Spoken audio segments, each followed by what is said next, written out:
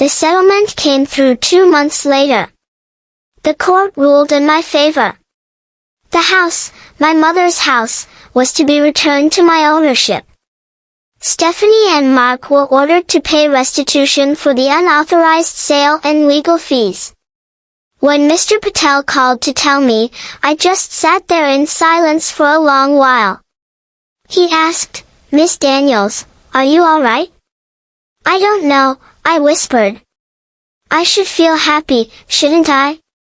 He paused. Justice doesn't always feel like joy. Sometimes, it just feels like peace. And that was true. Because peace is quieter than victory. When I walked through that house again, keys trembling in my hand, it felt both familiar and foreign. The air was thick with paint fumes. Stephanie's parents had tried to remodel before they left.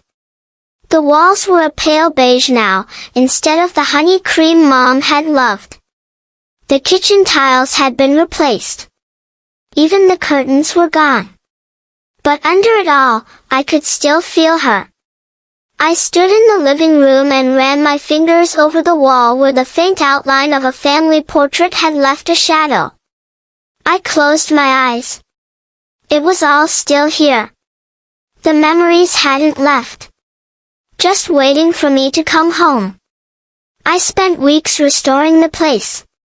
Not to its old glory, but to something in between, Mom's past and my future. Every weekend, my daughter Emma came to help. She was 24 now, working her first job in the city. "Mom," she said one afternoon while scrubbing the kitchen counter, "you know you don't have to do all this yourself." "I know," I smiled faintly, wiping down the window frame. "But it feels right." She looked around, her ponytail slipping loose.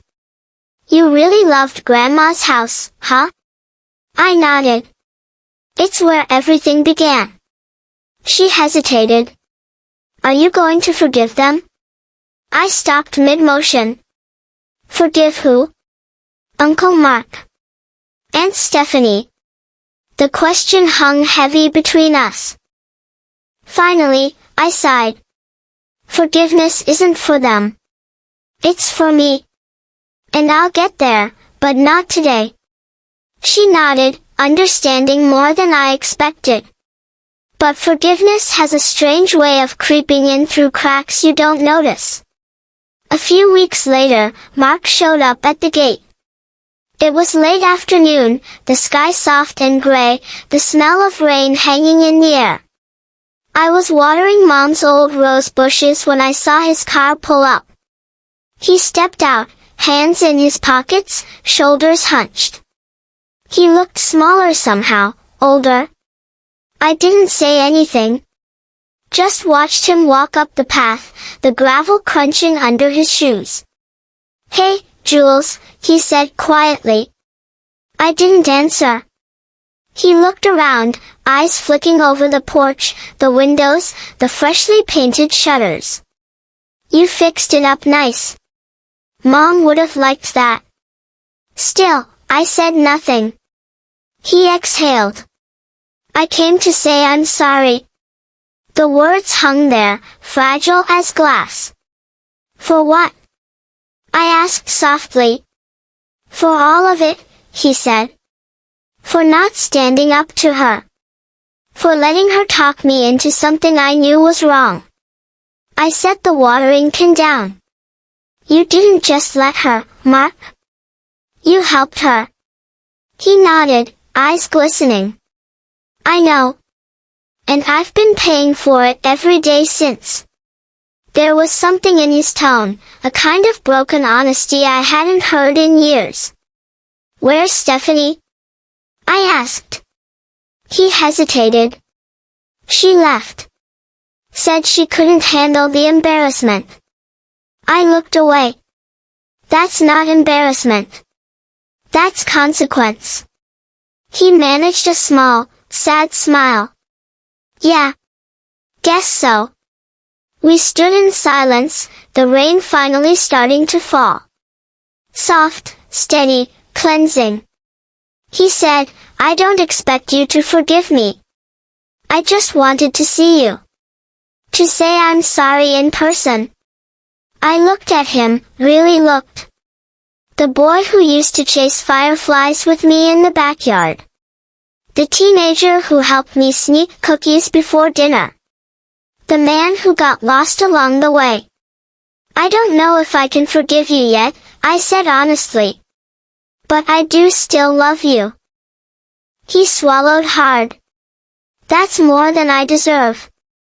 He turned to leave, but I called after him. Mark? He stopped.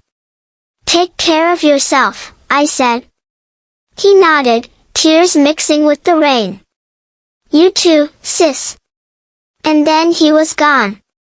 That night, I sat by the window with a cup of tea, listening to the rain tapping against the glass. The house felt warmer somehow, like it had exhaled after holding its breath for too long. I thought about everything that had happened, the lies, the anger, the courtrooms, the pain. And I realized something. What Stephanie had done wasn't just about greed. It was about control, the need to own what wasn't hers. And Mark, bless him, was too weak to fight it. But I could. Because love without boundaries is just permission for people to hurt you again and again. And I was done being hurt. By spring, the house was alive again. The roses bloomed in full color, the porch smelled of fresh paint, and laughter, real laughter, filled the air. Emma came over often, bringing friends, making the place feel like home again. Sometimes, I'd find myself sitting on the porch swing, coffee in hand, watching the neighborhood kids play. And I'd think of Mom, how she used to wave from this very spot, apron still tied around her waist. It felt like she was still here. Not in the walls or the floors, but in the peace I'd finally reclaimed. Because this house wasn't just hers anymore. It was ours. And even though I'd never wish what happened on anyone, I knew one thing for sure, I'd learned the hardest, most beautiful kind of strength. The kind that doesn't come from revenge, but from reclaiming your voice after someone tried to take it. It's been a year now since that day in court. When I walk through the hallway, the morning light filters through lace curtains and lands on the same wooden floors my mother once polished every Saturday. The scent of lemon oil, the faint creak of old boards, it all feels like forgiveness. Quiet. Steady. Real. I rent the extra rooms now to college students. Young girls who remind me of myself at 20, hopeful, scared, learning who they are. Sometimes they sit with me on the porch and tell me their stories, heartbreaks, dreams, mothers they miss. I listen, smiling. Because I know what it's like to lose and rebuild. The house has become more than property, it's a refuge. A place where broken things are allowed to become whole again. A few months ago, I got a letter in the mail. The handwriting was shaky but familiar. It was from Mark. Jules, it read, I've started therapy. I'm trying to be better. I want to thank you for standing up to me. I thought you were destroying our family back then. But now I see you were saving what was left of it. I hope, someday, we can share coffee again on Mom's porch. I cried reading that. Not because I missed him, but because, for the first time in years, I believed he might find his way back. Stephanie never reached out. I don't think she ever will. And that's alright. Some people have to lose everything before they ever start to see themselves clearly. But Mark still has a chance. And if he ever does come by for that coffee, I'll be here. Not with anger, but with boundaries. Because love, I've learned, doesn't mean letting people break you to feel whole. Last week, Emma and I planted a new rose bush out front. She brought her little boy, my grandson, Theo. He toddled around the garden with a plastic shovel, smearing dirt on his cheeks, laughing like the world had never known sadness. "Mom," Emma said, kneeling beside me, "Theo's going to grow up here. In Grandma's house." I smiled, brushing soil off my hands. "That makes me happy." She looked at me, eyes soft. "You know, I used to think you fought for this place because it was about money or fairness. But now I see it wasn't that. What do you think it was about?" I asked. "Roots," she said simply. "You didn't want our family's roots to be stolen." Her words hit deep. Because that was it, really. This house wasn't just wood and walls. It was the story of where we came from, who we were, and what we survived. It was Mom's laughter in the kitchen.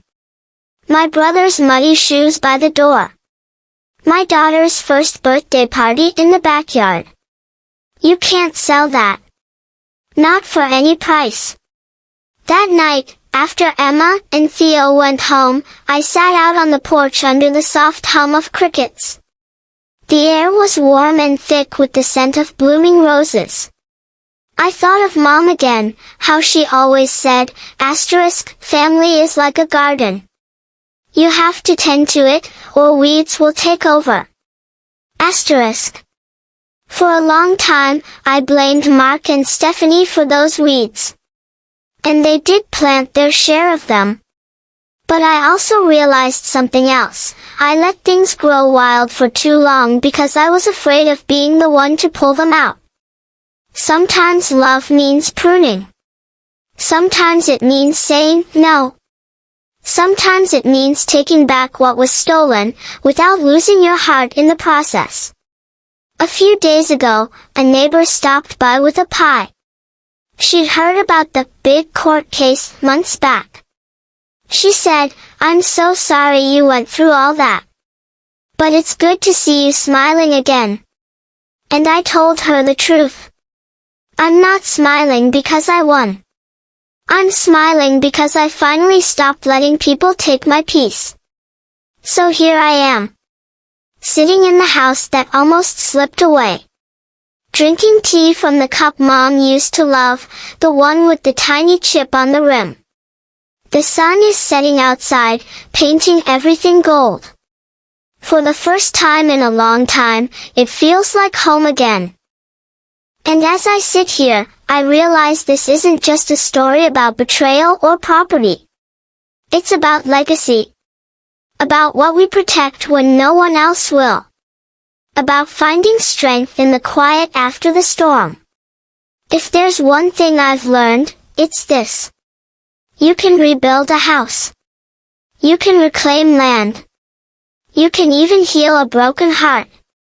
But trust, once broken, it grows back slowly, like new roots after a fire.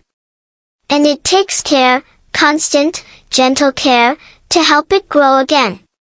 Now, when people ask me about what happened, I don't tell them about the lawyers or the money or the arguments. I tell them about the moment I stood in my mother's kitchen again, barefoot on the cold tile, and realized this was mine. Not just the house, but the peace that came with standing up for what's right. And maybe that's what Mom would have wanted all along. Not revenge. Not bitterness. Just strength. And peace. Would I do it all again? Yes. Because sometimes, losing everything is how you learn what you truly have. When someone you love betrays you, the hardest part isn't the lie, it's deciding who you'll become after it. Do you let the bitterness grow? Or do you plant something better in its place? I chose peace. Would you have done the same? Tell me what you think in the comments below, and don't forget to subscribe if you want to hear more stories like mine. Because sometimes, healing begins when we start telling the truth, out loud.